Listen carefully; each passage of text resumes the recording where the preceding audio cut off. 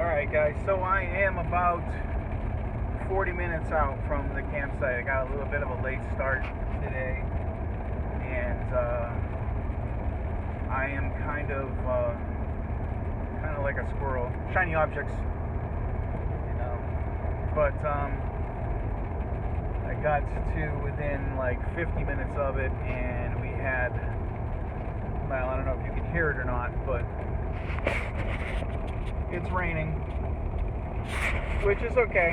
I mean, when I left home it was 70 degrees, and now it's 44 degrees, so that's going to be good. So not exactly winter camping. It's spring. It's April-ish.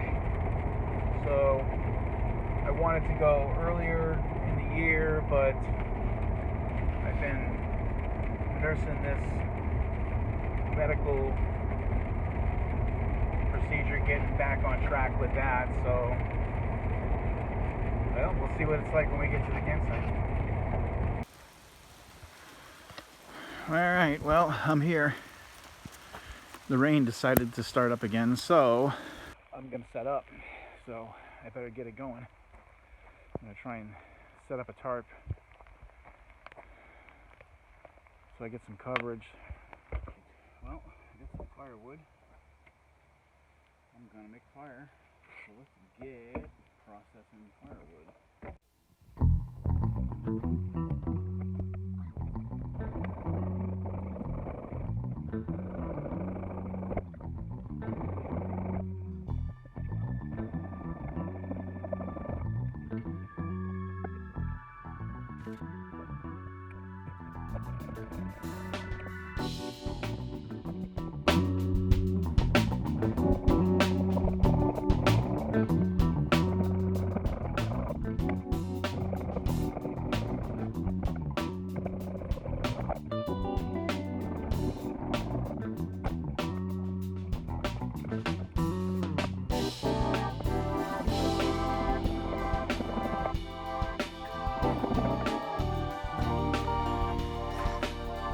Okay, the progression that you want to follow.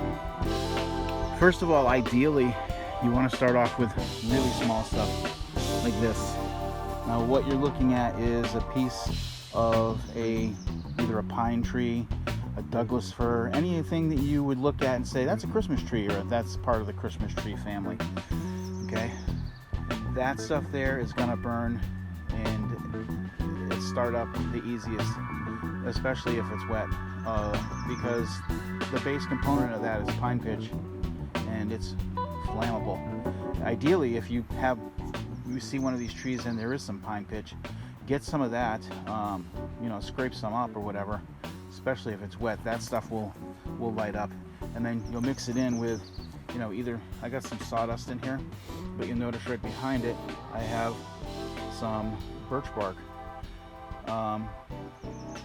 I've been all over the United States. The only place I haven't ever seen birch trees is in, I'm gonna say in Arizona and New Mexico and Nevada, out in that area over there. I mean, I could be wrong. Maybe there are birch trees over there, or a form of birch tree. But I mean, leave me some hate comments if you think I'm an idiot and I don't know what I'm talking about. And there are birch trees pretty much everywhere, but I have never seen them in the desert. I don't think that they grow there, so I think I'm pretty safe in saying that. So the progression that you want is the small stuff to help you light. This is what you're going to light. You're going to light this stuff here. Now I've got a little container lid there. It's made out of cardboard, so that's going to keep all my stuff in one nice spot right there, and I'm going to light this in a minute.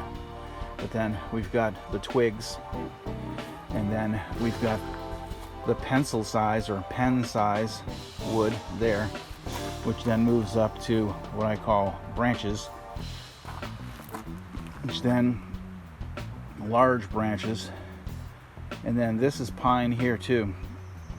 So this is a bigger piece of pine, but you're going to progressively build from smaller to larger.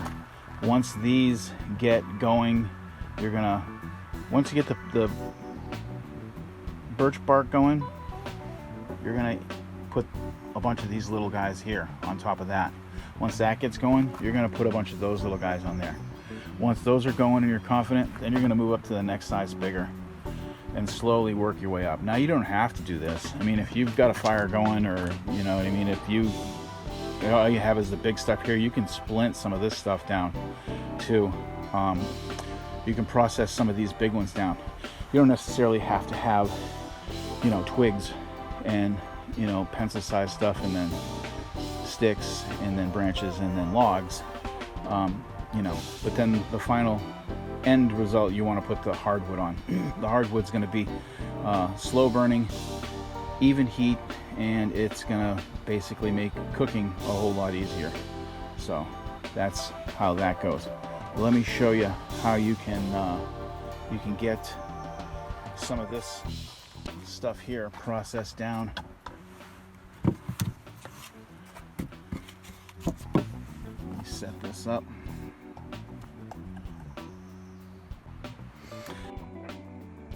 Alright, so we got a pine log here.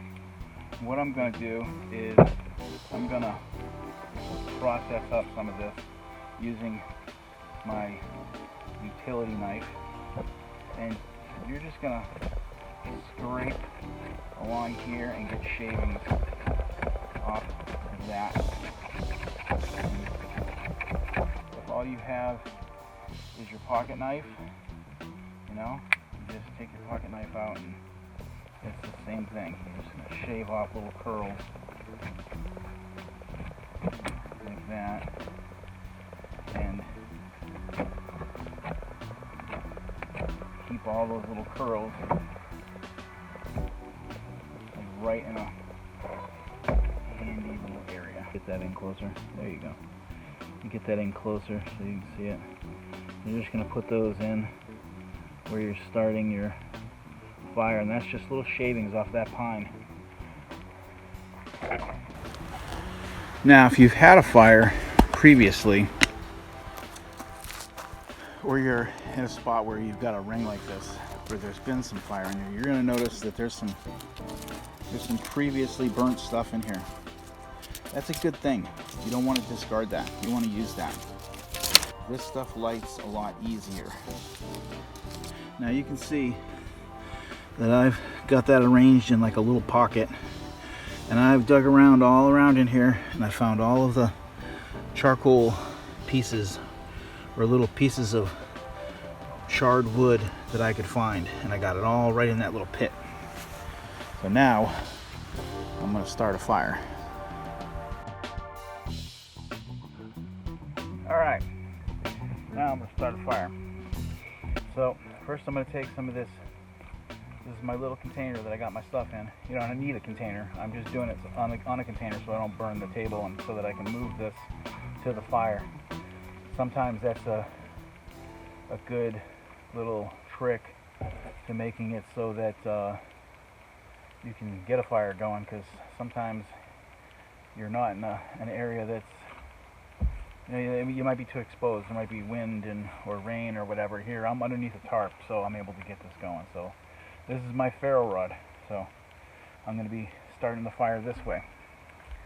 So these are, I think, relatively inexpensive, really excellent. It's just a sparking stick, basically. So you can see it sparks. So I've got my twigs over here ready to go.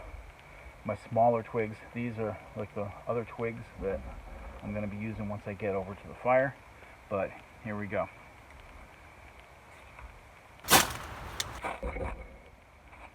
And we're off. So now I'm going to take some of these and just kind of do that. I'm going to move this over here. Alright, so we got it down in there. Now I'm going to position these guys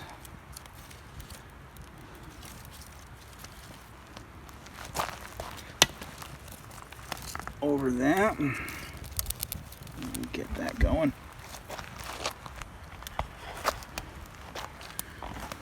Alright, I'm sprinkling some twigs.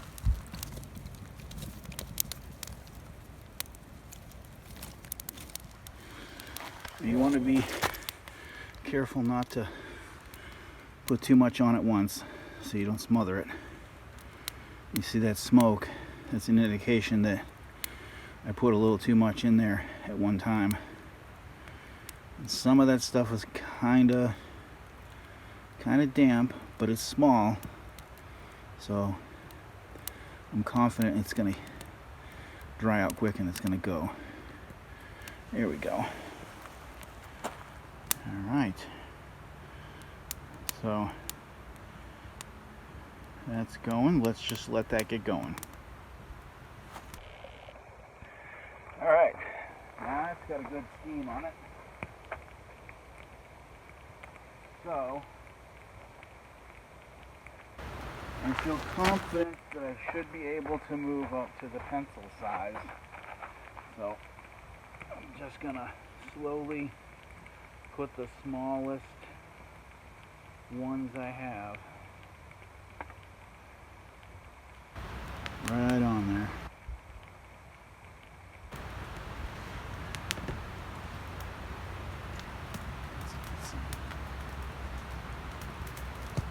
Let's get some little stuff on here to get it going. There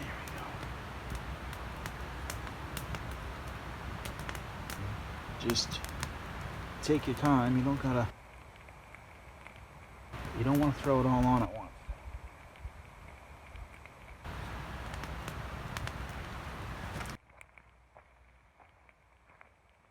All right.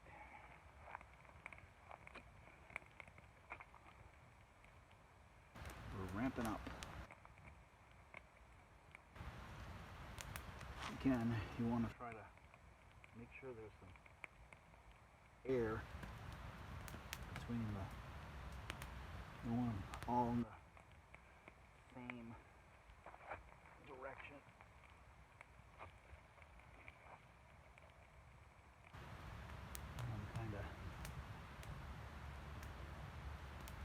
I don't know if you ever played pickup sticks when you were a kid, but you want them kind of like pickup sticks. So that way they lay in the fire, but also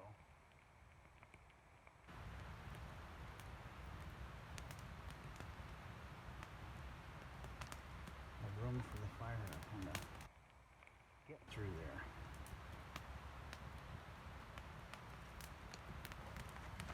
And if you got a fire going, some heat down there, you can put some of the wet stuff down by it, and it'll dry out. I know. Genius. These are probably, I would say, like marker size, like a Sharpie. Size of a Sharpie. And you'll notice I'm standing them up, and so that the fire will grow up from the bottom on them, and it will encourage the fire to grow. And that is what we want on a nice bed of coals.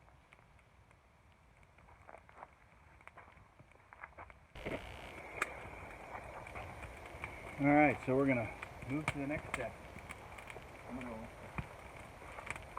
large branches. Put those. Look, I'm not saying that survival training and quote-unquote bushcraft training isn't necessary. I'm not saying it's not necessary. All I'm saying is that if you're going to be somewhere where you need to have a plan in case something happens, I'm to the opinion that generally speaking, you're going to know ahead of time. I'm going to be driving from Illinois to New Hampshire. What if something happens? Well, if something happens along the side of the highway and I can't get a hold of a tow truck, then I need to have something that I can, stay comfortably until I can get a hold of somebody. Stay in place. What if I'm like hiking in the middle of the Yukon and I get attacked by a Sasquatch, well, then you better have some kind of an emergency GPS locator thing on you so that you have the ability to get someone to you, and the appropriate camping gear so you can stay warm. You can build a fire to fend off the Sasquatches. Just joking. I'm gonna get tons of emails now. Sasquatches are real. I appreciate you making fun of them. You'll believe when one howls outside your camper, drags you off in your sleeping bag. So the tent, I know you guys didn't get to see me put it up. There it is, in all of its paint splattered glory. I had a paint can explode in the storage unit, and the fly was collateral. This is the Ozark Trail tent. This is probably like a 3-man, maybe a 4-man, which means 1 man comfortably, 2 people if you're really like intimate, or you know, you haven't had a lot of beans and cabbage. So it was raining when I got here, so I set up the tarp, foraged out in the front, and found this stick for the one corner. I got the corners tied up right over my comfortable picnic table, which is tied off on trees over here.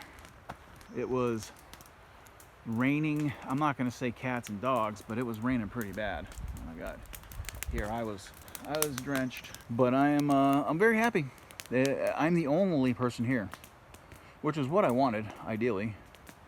There's like a bathroom pit over there, and then there's like another like shed over there with a fence and lock on it that they have firewood stored in here. $5 a bundle. The majority of it, surprisingly, is not pine. There's some aspen in there, but we got the fire going.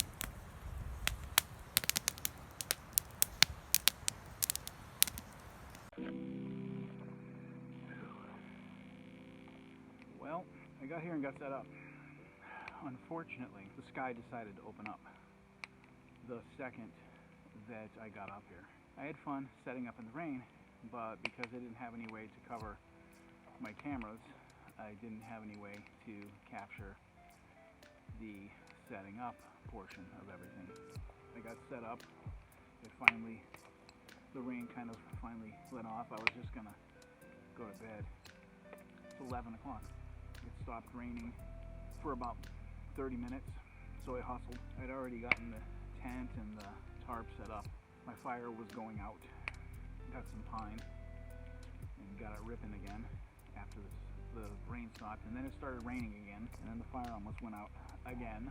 Then it stopped raining, and knock on wood, that's where I am now. And I'm having a beer.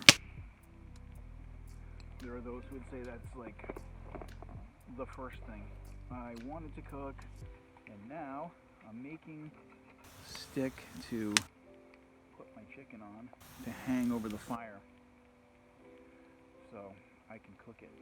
I really wanted to come on like Monday and just be here, you know, for a good 3-4 days away from the rat race and the rigmarole that's going on in the suburb. I'm using my utility knife. This is my utility knife. Said it once, I will say it again. I'm an ordinary guy. A lot of the stuff that I know because of military people that I was with over the years. I owe a great bit of knowledge and things to some Navy guys, some Marines, and some Army guys. And I'm all the better for having met them. But I'm a practical person. I'm a realist. I'm someone who, you know what, I don't have this for the fucking zombie apocalypse, because zombies don't fucking exist. I don't have the tools that I have, and I don't know the things that I know, because I think that the end of the world is coming tomorrow, or that, you know, society is gonna break down. You know, given the state of lunacy in our country, and I'm not gonna go on a big long political rant, but given the state of the lunacy in our country today, quite honestly, I don't doubt that society couldn't break down. So, check out this fire. I got all the bark shaved off of this stick, most all of it. So I'm going to take it to the fire, and I'm going to get it cured up. Get that wood cured up. Kill any little surface germs might be on there. I don't think there would be underneath the bark, but you know. So, what I'm going to do, I got this little contraption here. It's got a little hook on the bottom of it. What I'm going to do is I'm going to take my chicken.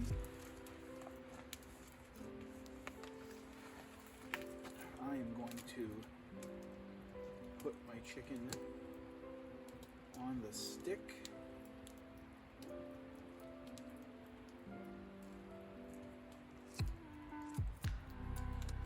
And now I'm going to put the chick on the chain over the fire.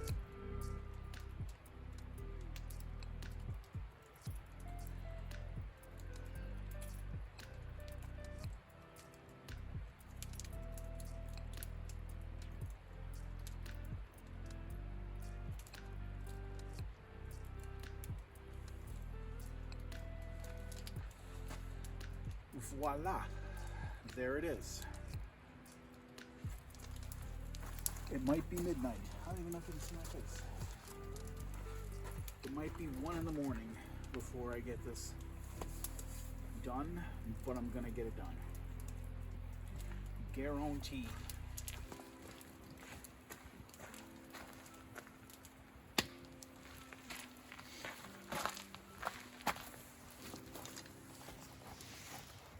Right now, as I'm sitting here, I can hear the river. I know the river's close. I looked at it on the map, and I looked at where the campsite is. There's like some really awesome waterfalls. I look forward to showing you those things. So, I'm hoping that you'll like what I do. This is my first camping video where I'm just going out. I'm getting out of the rat race. And enjoying some peace and quiet. Just relaxing. So, the beer that I'm drinking today, Centennial IPA by a local brewery, Founders. I believe they're out of Michigan. I could be wrong on that. I believe they are. I believe they're in Michigan. Beer is one of my things. I actually brew beer on my own. I'm not saying I'm great at it, but it is what it is. It's what I like. I'm a guy. Guys like beer. Funny, I was on my way in here and I stopped off at the store and I was like, okay, I'm gonna have like super bedhead. I've already got kind of a bedhead thing going on just because it rained, and I was out in the rain and I was drenched. And I stopped at a store because I wanted to make sure I had money to pay the fees for here. And I bought a toothbrush, I bought a hair comb and I bought a couple of lures and then got some cash on top of it to make sure I had everything cool. And the woman across the counter was like, fishing tackle, a toothbrush, and a hairbrush. And I said, what more would a man need? And she looked at me and said, beer. And I was like, I got that in the truck. I don't know if I mentioned it or not. When I was looking up for places to go where I knew it would be in the middle of nowhere and there wouldn't be any, of the aforementioned nuisances to contend with, one of the things that came up in the thing was this place's claim to fame was Bigfoot sightings. And I mean, as far as like, because of the pandemic and being stuck at home, I've spent more than my fair share of looking at everything there is to look at on YouTube. So, and I'm not saying I believe, and I'm not saying I don't believe. And look, I'm not knocking anybody's belief system. Whatever you believe in, hey, if that works for you, then good. I'm happy for you. If it makes you happy, that's good. I have my own thoughts and theories about everything, just like everybody else does.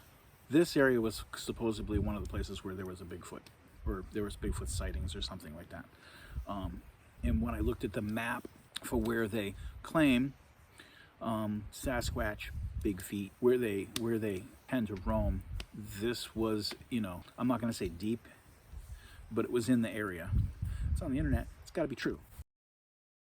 So.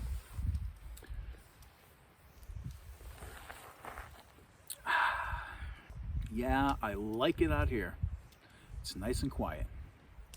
Ain't no noises or nothing. There was some kind of a critter squealing off in the distance up there a while ago. I don't know what it was. I couldn't identify it. Didn't make any sound that I'd ever heard. Sounded kind of like a cat or maybe a coyote or something, but it's beautifully quiet now, though. I can hear the river. When I left home, it was 70 degrees. I got up here, it was 44 degrees. I'm gonna check the chicken. Well, let's see. I'm gonna have to lower that or something.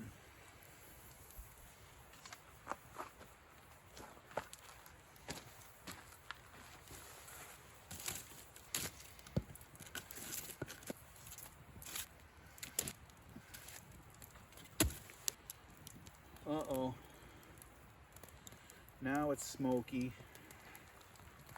Still waiting on the chicken to cook. It's like 1 o'clock in the morning. I put the grate on the fire and I am trying to boil some water so I can make some of my instant stuff that I have. I don't know what's gonna happen with this chicken. I'm just like really enjoying the quiet. It's like so quiet here. I can hear the river raging in the background. It's like gentle white noise, but other than that, perfectly quiet. I wonder if it's because I'm here. Got the lights on and everything, you know what I mean? Like all the creatures are like, there's a people in the woods. I had to adjust my chicken game. I had it hanging straight down before. I adjusted it so that it's getting the other side. And I can twirl it over, so shouldn't be long now. It's like 1. I just checked the clock, so I'm just gonna enjoy the night, the fresh air, and in a little bit maybe the chicken. The good news is the chicken's done. This is what I wound up with.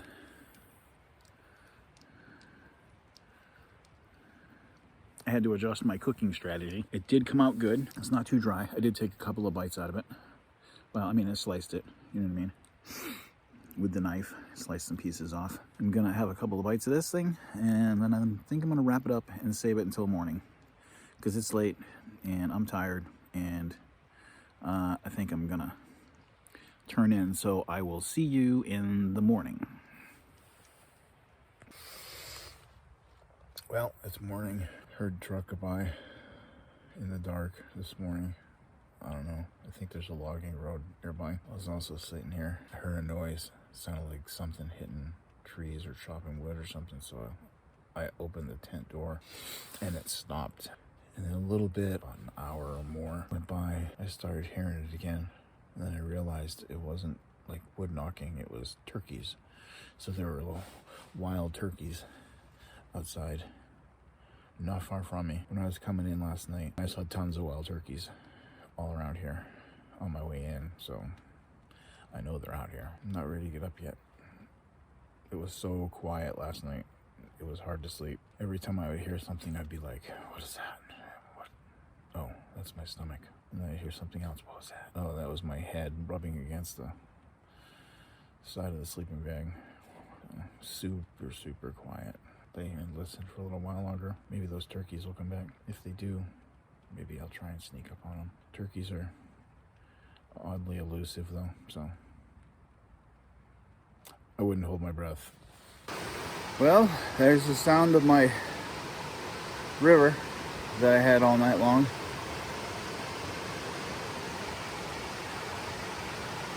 It's been raining all morning. It's about 7 now, so I'm gonna get a fire started and cook some tea.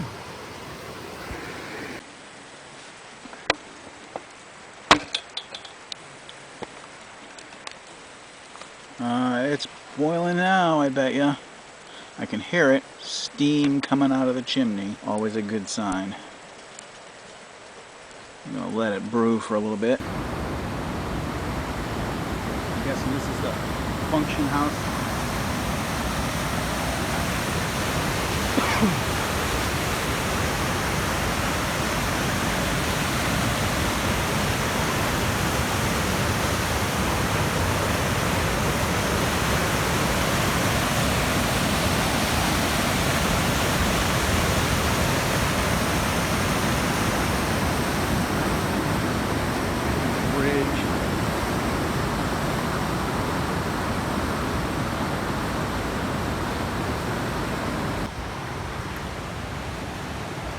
Here are the falls. Wow. Imagine running that in a canoe.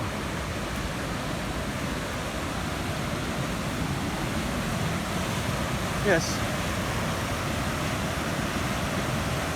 Maybe doable.